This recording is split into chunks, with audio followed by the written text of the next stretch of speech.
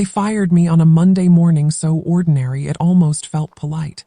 The kind of day that makes you question your own memory later, wondering how something so quiet could split your life in two.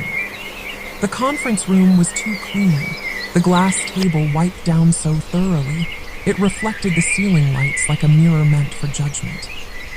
3 people sat across from me, 2 men I had trained myself and a woman young enough to be my daughter, speaking in soft, rehearsed phrases about efficiency, realignment, and the future direction of the company. No one said the word age, but it hovered in the room like a smell no one wanted to acknowledge. "It's nothing personal," my manager said, sliding a thin folder toward me without meeting my eyes. "Just a strategic decision. My name is Margaret Holloway. I am 59 years old, and I live in Cleveland, Ohio. I gave nearly 4 decades of my life to that company. Late nights, weekends, mergers that stole my sleep, crises that landed on my desk because I was the one who stayed calm when everyone else panicked. And in less than 10 minutes, they reduced all of it to a severance packet and a tight smile. Before I go any further, let me ask you something. Where are you listening to this from right now? Your city, your state, your country, write it in the comments. I want to know who's here with me because stories like this don't belong to one place." As I gathered my things, I noticed how careful they were not to look at me. That's how people behave when they're trying to convince themselves they're doing the right thing. My manager kept repeating that the company was moving in a new direction, that they needed fresh energy, that this was an opportunity for me to rest. Rest. As if ambition expires quietly at a certain age. As if experience suddenly becomes a liability the moment it stops being convenient. I nodded, not because I agreed, but because I had learned long ago that arguments waste energy better spent elsewhere. When I stood up to leave, the youngest executive finally looked at me and said, almost kindly, "You'll be okay. You've done well for yourself." She meant it as comfort. I heard it as dismissal. The elevator ride down felt longer than it should have. I watched the numbers descend and thought about the first day I'd walked into that building, nervous, hopeful, carrying a cheap briefcase and a head full of plans. I thought about the promotions I earned quietly, the credit I never chased, the meetings where my ideas were adopted without my name attached. I thought about how often I'd chosen stability over recognition, loyalty over leverage. What they never knew, what they never bothered to ask, was how carefully I had protected myself while protecting them. I stepped out onto the sidewalk with a cardboard box in my arms and a calm in my chest that surprised even me. People assume shock looks loud. Sometimes it looks like clarity.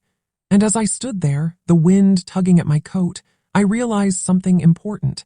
They believed they had ended my story. What they didn't realize was that they had just stepped into a chapter they didn't know existed. I didn't go straight home after that. I walked instead, past the parking garage I'd used for years, past the cafe where I used to grab coffee before early meetings, past faces that knew me only as a badge and a title that no longer existed. The city looked the same, but my place in it had shifted, like a chair pulled back quietly when you weren't looking. I sat on a bench near the river and set the box beside me, resting my hands on top as if it might float away. Inside were small, unimportant things, framed photos, a plaque no one ever noticed, a notebook filled with neat handwriting and ideas that had made other people very comfortable. I wasn't crying. That surprised me. What I felt was something closer to inventory, the way you take stock after a storm passes through and leaves everything standing but rearranged. I replayed the meeting in my mind, not with anger but with attention. The phrases they'd chosen. The confidence with which they spoke about decisions already made. The assumption threaded through every sentence that I had no leverage left, that once my desk was cleared, my influence ended. On the drive home, my phone rang twice. I let it go to voicemail. I already knew who it was. The first call was from Human Resources, polite and urgent, reminding me to sign the severance documents by the end of the week. The second was from my manager, his voice lower, almost apologetic, telling me he hoped I understood and that he'd be happy to serve as a reference. I deleted both messages without listening to the end. References are offered when people believe you're starting over. I was. At home, I set the box down by the door and stood in the quiet of my living room, the familiar weight of it pressing in gently. This house had never known excess. Neutral colors, furniture chosen for comfort, not impression. I had always lived the way I worked, steady, contained, unshowy. On the coffee table sat a leather folder I hadn't touched in months. I opened it, not because I needed reassurance, but because habits like mine don't break under pressure. Inside were documents most people never read twice. Share certificates, meeting minutes, notices mailed years ago and filed away carefully, their importance invisible unless you knew exactly what to look for. I ran my fingers along the edges, feeling the quiet solidity of paper that had outlasted trends, executives, and entire departments. What they never understood was that I didn't believe in depending on one stream of income or one source of authority. Early in my career, I watched a mentor get escorted out with nothing but a handshake and a cardboard box, his contributions reduced to a footnote no one remembered. That image stayed with me. So when opportunities came, small ones at first, then larger, I took them without noise. A share here, a vote there. Deferred compensation rolled forward instead of cashed out. I never talked about it at work because power is most effective when it's underestimated. Sitting there in my living room, jacket still on, shoes kicked off carelessly, I realized the irony of the timing. They had fired me believing they were trimming a cost, simplifying a structure, making room for something new. What they had actually done was remove the last reason I'd had to stay quiet. And for the first time since that morning, I smiled, not wide, not triumphant, just enough to acknowledge a truth settling into place. They thought they'd closed a door, but they had handed me the key to a room they didn't even know I owned. The next day, I woke earlier than usual, not out of anxiety, but habit, the kind that settles into your bones after years of responsibility. The house was still dark. The world paused in that narrow space before morning fully commits. I made coffee the way I always had, measured and unhurried, and sat at the kitchen table with a legal pad I'd kept tucked away in a drawer for years. I didn't write angry thoughts or plans for revenge. I wrote names, dates, small details most people forget because they assume someone else is keeping track. I wrote the name of the first board meeting I ever attended as a junior observer, the one where I learned how decisions were shaped long before votes were taken. I wrote down the name of the attorney who had once pulled me aside after a meeting and said, "You should read your shareholder notices more carefully than everyone else does." I had taken his advice, every year, quietly, methodically. By mid-morning, my phone started to ring again. This time it was my sister, her voice full of forced cheer, already halfway into a speech about how this might be a blessing in disguise. She told me I could finally relax, finally travel, finally slow down. I thanked her and changed the subject. People often confuse rest with irrelevance. I wasn't tired, I was focused. After I hung up, I opened my laptop and logged into an account I'd never accessed from home before. The interface was familiar, the numbers steady, unbothered by what had happened in that conference room. There it was, exactly as I'd left it, growing patiently while people around me made assumptions based on my silence. I didn't feel satisfaction looking at it. I felt confirmation. In the afternoon, I drove back toward the office district, not to the building I'd been escorted out of, but to another one a few blocks away, older, quieter, with a brass plaque by the door and a lobby that smelled faintly of paper and polish. The receptionist looked up when I gave my name and smiled with recognition.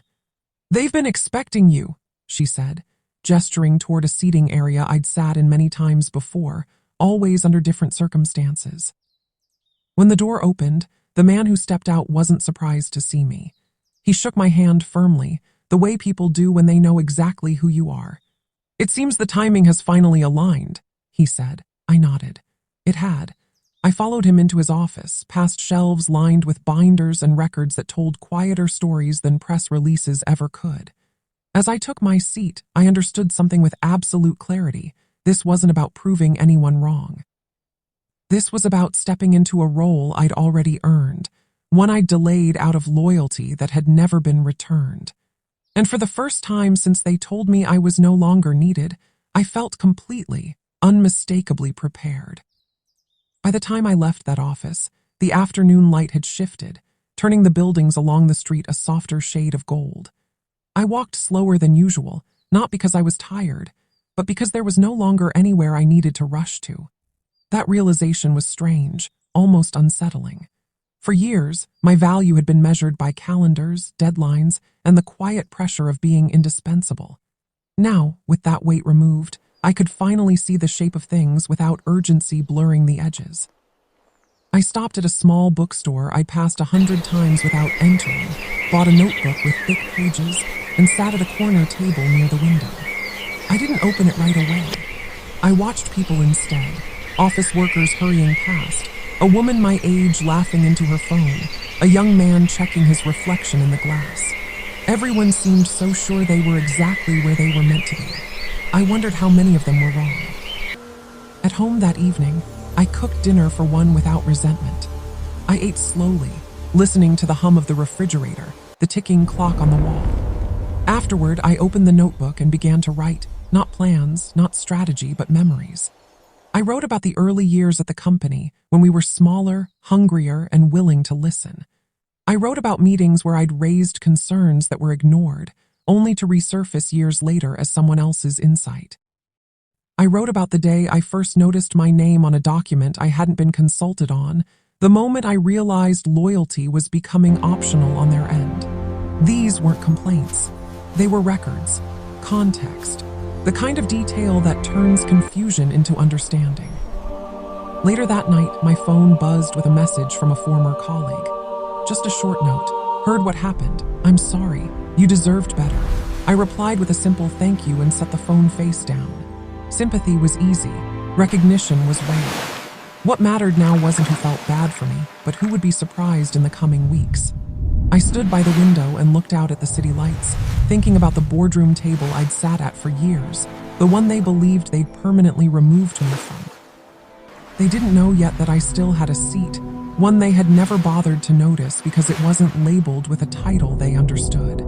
And as the night settled in, I felt a steady certainty take hold, not sharp, not vengeful, just solid. Whatever came next, it wouldn't be rushed. It would be deliberate. And when the moment arrived, it would feel inevitable. The call came 2 days later, just after noon, when I was reorganizing a shelf I'd ignored for years. It was my former manager. I let it ring once, twice, then answered on the third, not out of courtesy but curiosity. His voice was different this time, lighter, almost hopeful. He told me there had been some internal discussion, that the team was feeling the strain of my absence more quickly than anticipated. He said a few things had fallen through the cracks. I could hear papers shuffling on his end, the faint echo of a room not meant for private conversations. We were wondering, he said carefully, if you'd consider coming back in some sort of advisory role, temporary, just to help stabilize things. I didn't respond right away. Silence has a way of making people explain themselves. He filled it quickly, talking about flexibility, respect, how valuable my institutional knowledge was. I thanked him for thinking of me and said I'd consider it. I meant that I would consider how much his voice shook when he realized he no longer held the upper hand. After I hung up, I sat down at the kitchen table and looked at the notes I'd made over the past few days. Patterns were emerging, emails forwarded to the wrong person, deadlines missed, decisions delayed because no one wanted to take responsibility. This wasn't failure yet, but it was the beginning of exposure. Organizations don't collapse all at once. They fray. And I had spent enough years inside that building to know exactly which threads mattered most. That afternoon, I received another call, this time from someone I hadn't spoken to in over a decade. A voice from the past, measured and professional, asking if I was available to meet. He didn't explain why over the phone. He didn't need to. Some conversations only happen when circumstances change. We met in a quiet restaurant near the courthouse. The kind of place where deals aren't announced, only understood. He didn't waste time on pleasantries. He asked how I was holding up. I told him the truth, I was fine, better than expected. He smiled at that, then slid a folder across the table. Inside were documents I recognized immediately, not because I'd memorized them, but because I'd once signed them without anyone else in the room paying attention. "There's a meeting coming," he said, lowering his voice, "and your name is going to come up." I closed the folder and handed it back. I already knew. The difference now was that I didn't need to react. I didn't need to rush. For the first time in years, I could let events move toward me instead of chasing them down. And that, I realized as I walked home under a sky heavy with clouds, was where real leverage begins. Meeting he mentioned was scheduled for the following Friday, though no one from the company bothered to tell me that directly. I found out the way I always found out important things, through channels people assumed I no longer monitored. An automated notice. A shareholder update buried beneath routine language. The kind of message most recipients skim and forget. I read it carefully, twice, then printed it and set it beside my coffee cup like a quiet invitation. They were calling it a strategic review. A recalibration. Words chosen to suggest control even when control was slipping. I pictured the room, the long table, the seats filled with people who believed authority was something you inherited by position rather than earned by foresight. They would speak confidently. They would reference charts and projections. And somewhere in the middle of it, someone would realize a decision they'd made too quickly had consequences they hadn't anticipated. That week passed slowly, deliberately. I didn't fill my days with worry or anticipation. I did ordinary things, grocery shopping, laundry, a long walk through the park where the trees were just beginning to thin. At night, I reviewed documents not because I expected resistance, but because preparation is a habit I don't break just because the outcome feels inevitable. I made notes in the margins, not for arguments but for clarity. There's a difference. Arguments are fueled by emotion. Clarity is fueled by patience. I slept well. That surprised me most of all. The kind of rest that comes when you stop waiting for permission. On Thursday afternoon, my former manager called again. This time, he didn't bother with small talk. He asked directly if I planned to attend the meeting. I told him yes. He hesitated, then said he thought that was wise. I agreed. Before he hung up, he added, almost as an afterthought, "There are some things the board isn't fully aware of." I told him there always are. When the call ended, I stood by the window and watched the light fade, thinking about how often I'd sat in that same position years earlier, weighing whether to speak or stay silent for the sake of harmony. Harmony, I'd learned, is only valuable when it doesn't require self-erasure. Friday morning arrived clear and sharp. I dressed carefully, not to impress, but to remind myself who I was before they tried to simplify me. When I walked into the building, no one stopped me. They never do when you carry yourself like you belong somewhere. The receptionist glanced up, surprised, then nodded, unsure whether to question me. I didn't give her a reason to. As I took my seat at the far end of the table, conversations faltered, then resumed, quieter this time. I set my folder down and waited. Not because I didn't know what would happen next, but because sometimes the most powerful thing you can do is allow people to reach the end of their assumptions before you show them where they went wrong. The meeting unfolded exactly as I had expected, smooth on the surface, uneasy underneath. Slides appeared on the screen, numbers arranged neatly into optimism, projections stretched just far enough into the future to feel convincing. People spoke in turns, nodding at one another, using language polished to sound decisive while carefully avoiding accountability. I listened without interruption, my hands folded, my expression neutral. Few glances came my way, brief and uncertain, as if my presence alone had introduced a variable they hadn't modeled for.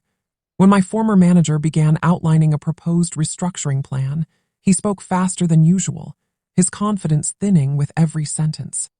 He mentioned cost reductions, leadership realignment, and a renewed focus on innovation.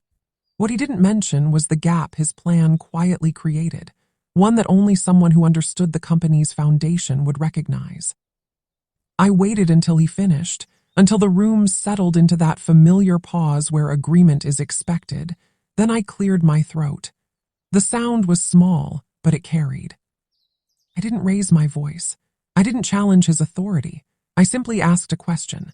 One question, precise and calm, about a clause buried deep in the company's governance documents, an old provision tied to long-term equity participation and voting rights, triggered only under specific circumstances. The room stilled. A few heads turned sharply. Someone at the far end of the table frowned, scrolling quickly through notes. I watched recognition dawn slowly, unevenly, like light creeping across a wall.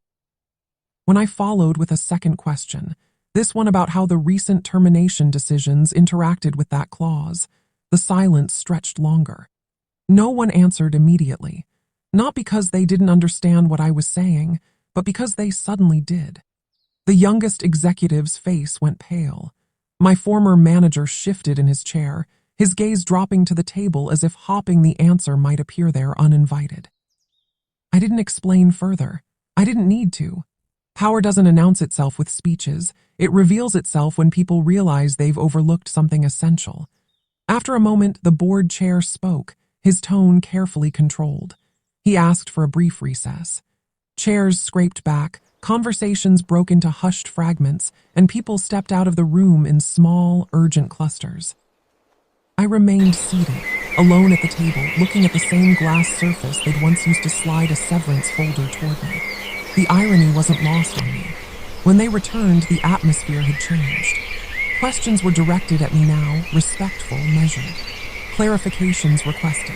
Interpretations confirmed. I answered only what was asked, nothing more. By the time the meeting adjourned, it was clear to everyone in that room that I wasn't there to reclaim a job. I was there because I already held something far more enduring. And as I gathered my things and stood to leave, I saw it in their eyes, the moment they understood they had underestimated the wrong woman. The days that followed were quiet on the surface, but I could feel the shift moving beneath everything, like a current changing direction long before the waves respond. Calls came from people who hadn't spoken my name in years, voices suddenly careful, respectful, curious. They asked for clarification, for meetings, for my perspective, phrases that once would have felt flattering but now sounded overdue. I didn't rush to answer. I returned some calls, ignored others, and let the rest wait.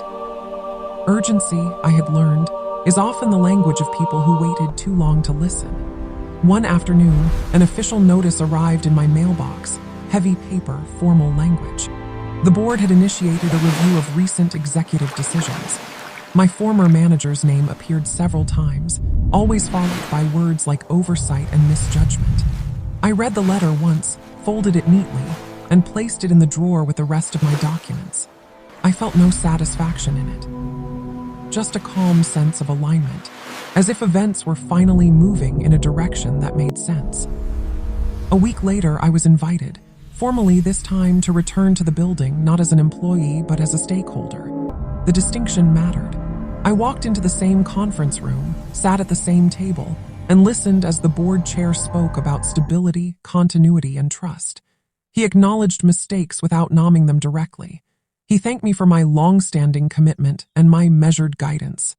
I nodded politely. When the discussion turned to leadership accountability, my former manager excused himself. He didn't look at me as he passed. I didn't look back. Some endings don't need witnesses. What surprised me most wasn't how quickly my influence was restored, but how natural it felt to occupy it without apology. No one questioned my presence now. No one spoke over me or softened their language as if I might misunderstand. They asked direct questions and waited for real answers. When the meeting ended, the board chair offered his hand and said something simple. "We should have listened sooner." I thanked him and left without comment. Outside, the air was cool and steady. I stood for a moment on the steps, feeling the sun on my face, and understood something I wished I'd learned earlier in life. That respect given only after power is revealed is still respect, but the truest victory is not being seen at last. It's knowing you were always capable, even when no one bothered to notice. Life settled into a different rhythm after that, when I hadn't known I was missing until it arrived. I no longer woke up bracing myself for other people's expectations or carrying the invisible weight of being indispensable to everyone but myself. Mornings were quieter. Decisions were mine again, made without asking permission or explaining context to people who had already decided what they wanted to hear. I spent time with old friends who knew me before titles and deadlines shaped my identity, people who remembered my laugh more than my resume. Occasionally, news from the company reached me, restructuring announcements, leadership changes, careful statements about renewed values. I read them with interest, not attachment. Once you stop tying your worth to places that replace you without hesitation, distance comes easily. My former manager resigned shortly after the review concluded. There was no public spectacle, no dramatic announcement, just a brief internal notice thanking him for his service and wishing him well in future endeavors. The same words he'd once used on me. I noticed the symmetry and moved on. Revenge doesn't always arrive as confrontation. Sometimes it arrives as balance, the quiet correction of an equation that was never sustainable to begin with. People asked me if I felt vindicated. I told them I felt accurate. That seemed to confuse them more than anger ever could. One afternoon, as I sorted through papers I no longer needed to keep so carefully, I found an old performance review from decades earlier. The language was formal, cautious, full of praise hedged with restraint. Highly competent, it said. Reliable. Not particularly visible. I laughed when I read it. Visibility had never been my goal. Impact was. I recycled the paper and poured myself a cup of tea, watching the steam rise slowly, unhurried. In the reflection of the window, I saw a woman no longer defined by what she was allowed to do, but by what she chose. And for the first time in a long while, that felt like more than enough. The truth is, my life didn't end the day they told me I was no longer needed. It finally began to sound like my own again. I didn't reclaim a desk or demand an apology or celebrate someone else's downfall. I reclaimed something quieter and far more permanent, my authority over my own story. The people who once spoke over me learned to listen, and the ones who never bothered drifted out of relevance without resistance from me. That's how it usually happens when you stop chasing validation. You outgrow the rooms that refuse to make space for you. If this story felt familiar, if you've ever been underestimated, dismissed, or gently pushed aside by people who benefited from your silence, I want to hear from you. Have you lived through something like this? Tell me in the comments and let me know where you're listening from. I read more than you think. And if you want to hear more stories like mine, stories about dignity, patience, and the kind of revenge that doesn't shout but lasts, consider subscribing to the channel. Because no matter how quietly it happens, remember this: don't underestimate the power of women. And love you all and Merry Christmas.